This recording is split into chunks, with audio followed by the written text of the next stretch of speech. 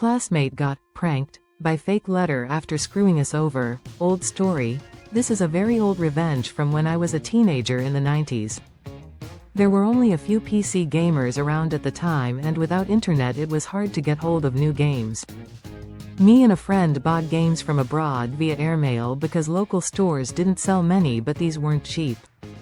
We'd trade them with each other and would copy the copy protection, which was often included, so this made it semi-affordable for us.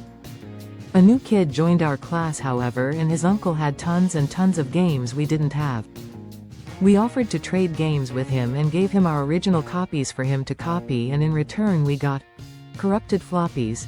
Yes, this was the 90s, missing copy protection, etc.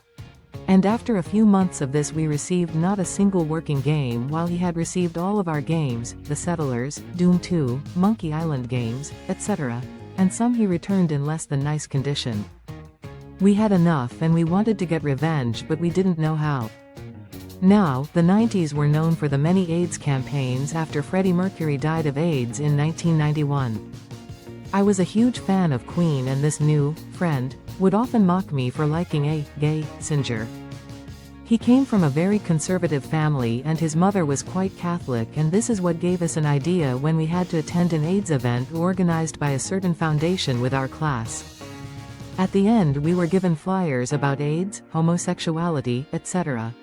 And free condoms with the logo of the AIDS Foundation were up for grabs. We each grabbed a few for reasons you'll soon reach below. Me and my friend were one of the very few with a computer and inkjet printer at home, so we got this idea to screw him over.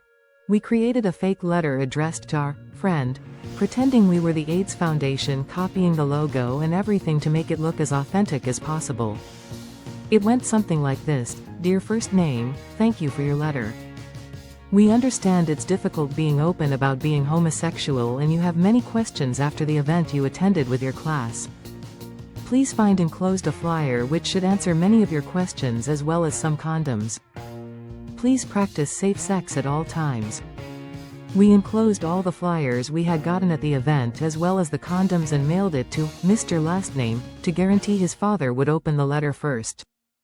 We had no idea the shitstorm this would create. We knew him being homophobic, this would be great revenge, but apparently his mother had been in tears, screaming, his father angry, and he was grounded for weeks with his parents convinced he was gay. In the end he figured we had something to do with it because we had been carefully fishing to see if our prank had succeeded, but at first he thought the letter was authentic and we had contacted the foundation in his name. When we finally confessed we had faked it all, we had a nice trip to the principal to explain why we had done this with his parents present.